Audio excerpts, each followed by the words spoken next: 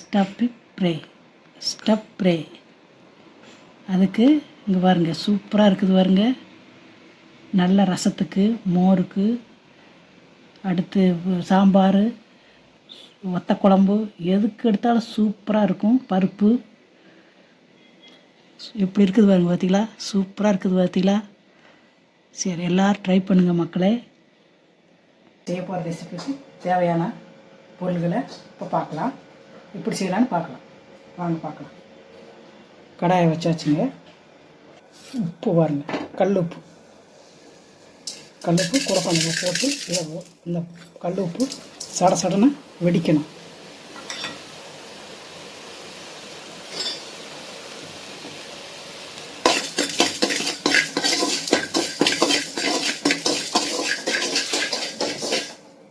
கல்லுப்பு நல்லா வெடிக்கணுங்க.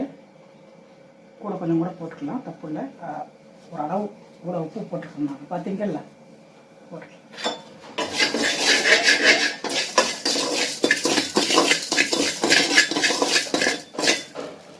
இந்த கலரே மாறும் பாருங்க, வெடிக்குதா?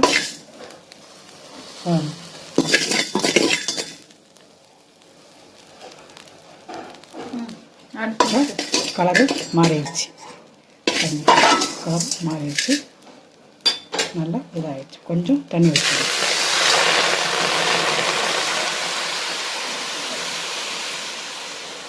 கொஞ்சம் தண்ணி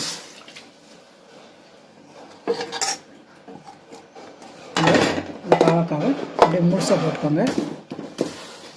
அப்போ தான் அந்த ஃப்ரைக்கு சூப்பராக இருக்கும்.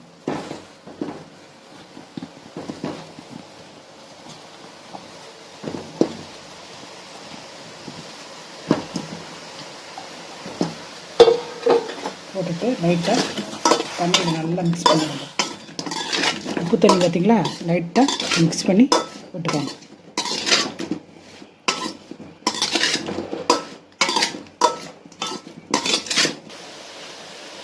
மஞ்சத்தூள்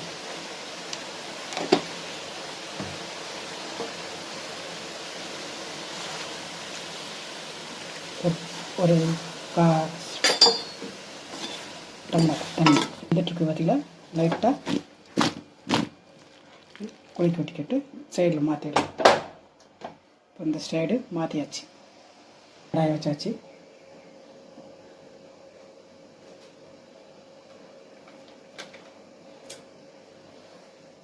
எண்ணெய் லைட்டாக ஊற்றிக்கோங்க.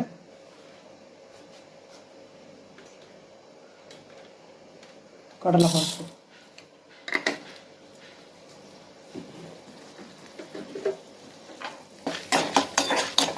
இப்போ கொத்தமல்லி 1/2 கிலோ இருக்கிறனால கூட கொஞ்சம் போட்டுக்கணும். மல்லி போட்டாச்சு. இந்த அளவில் ஜீரகம், இந்த அளவில் குருமிளகு கூட கொஞ்சம் போட்டுக்கோங்க. நல்லா வறுத்துக்கலாம் லைட்டாக.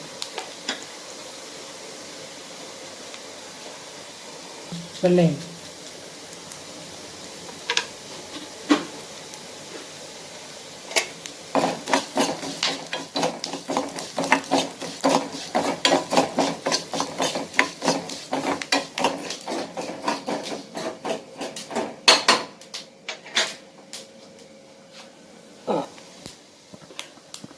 தேங்காய் பூவு, அப்படியே தேங்காய் பூவு ஒரு துண்டு தேங்காய்க்கு மேலே எடுத்துருக்குறேன்.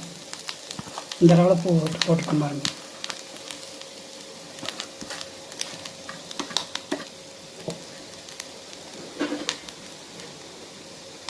நல்லா வாசமாக இருக்கும் இந்த பொடி, இந்த மசாலா. கறிவேப்பிலை கூட கொஞ்சம் போட்டுக்கணும். நல்லா வதக்கணும். வரமிளகா போட்டுக்கலாங்க, காரத்துக்கு ஏற்ற மாதிரி போட்டுக்கோங்க. உங்களுக்கு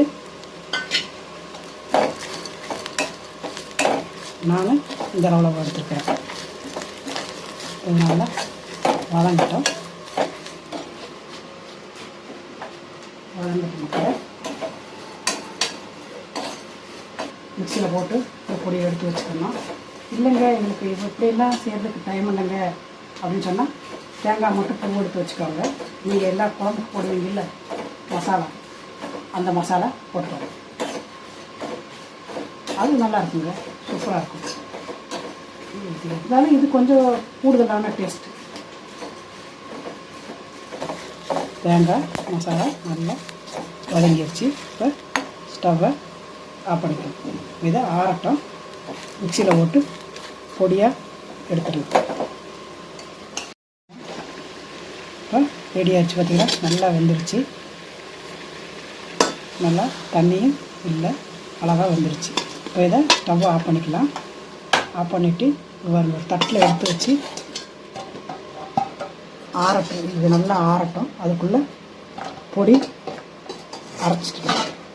அரைச்சிக்கலாம். பார்த்திங்களா எவ்வளோ போட்டோம், அவ்வளோ காய் போட்டோம், இவ்வளோதான் வரும். நல்லா பக்குவமாக வெந்தால் தான் இது அப்படியே வெடிச்சிடும். இது காய் நம்ம கீரையில் போட்டது அப்படியே வெடிக்குங்க. பார்த்தீங்களா, இது கூட சப்பிங் இதை வச்சுக்கலாம். இப்போ பொடி அரைச்சாச்சுங்க. நல்லா இப்படி நைஸாக அரைச்சிக்கோங்க. இந்த அளவில் ஆல்ரெடி காயில் கொஞ்சம் உப்பு போட்டாச்சு. மசாலாவுக்கு அடுத்து மேல் கோட்டிங்க்கு தான் நமக்கு உப்பு போட்டிருக்குறோம். சாப்பிட்டுட்டு பத்தலைன்னா அப்புறமே லாஸ்ட்டாக போட்டுக்கலாம்.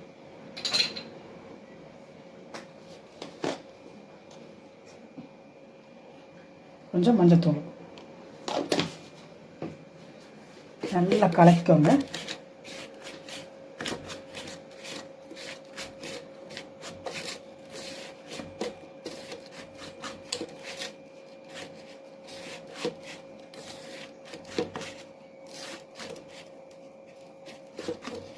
நல்லா கலக்கியாச்சு. பார்த்தீங்களா இப்படி வருங்க. வெந்தாச்சுன்னா அழகா இந்த மாதிரி வந்துடும். பார்த்தீங்களா, நம்ம கீரி போட்டோம்ல, அது அழகாக அப்படி வந்துடும். நீங்கள் மசாலா தூக்கி உள்ளே நல்லா கொஞ்சம் கிட்டிச்சிருங்க. சூப்பராக இருக்கும் மக்களே.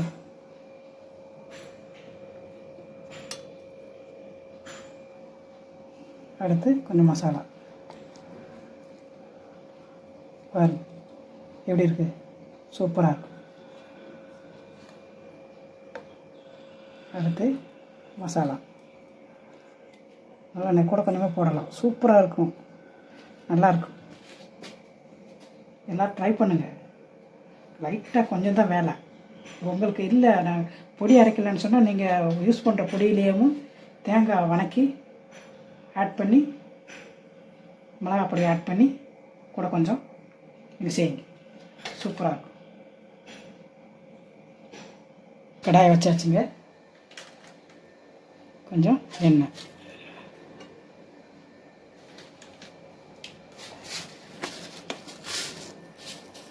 கொஞ்சம் கடுகு,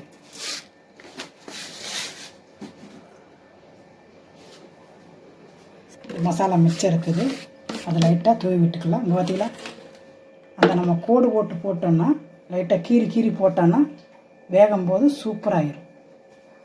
பார்த்தீங்களா எப்படி இருக்கு, பார்த்தீங்களா மசாலா உள்ளே வச்சாச்சு.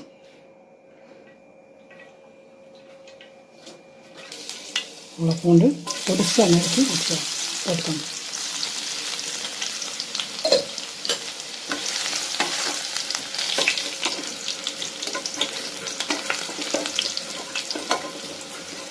டேஸ்ட்டாக இருக்கும் மக்களை, ட்ரை பண்ணுங்கள். நல்லாயிருக்கும். சரி, இப்போ சின்ன வெங்காயம் கூட கொஞ்சம் வச்சுங்க.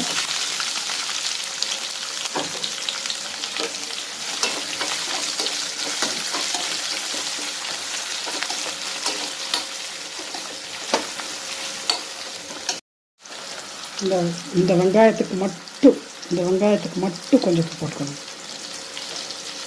ரெடியானதுக்கப்புறம் அப்படியே இப்படி எடுத்து சாப்பிடலாம். சூப்பராக இருக்கும்.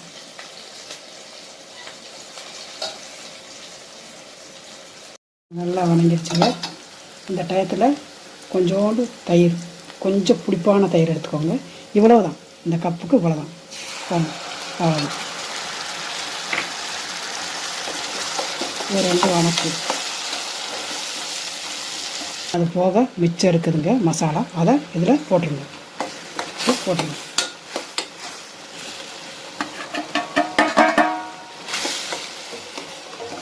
பாவக்காய் ஸ்டஃபிங் ஃப்ரைங்க சூப்பராக பார்த்தீங்களா, சூப்பராக ரெடி ஆகும்.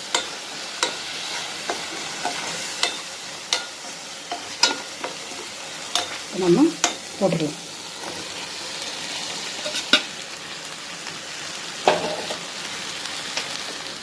தீயை கம்மி பண்ணி வச்சுக்கோங்க.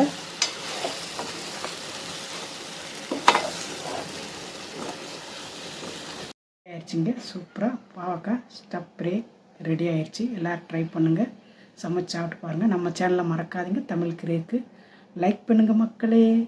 அடுத்த ஒரு சூப்பர் வீடியோவில் சந்திக்கலாம். நன்றி, பாய்.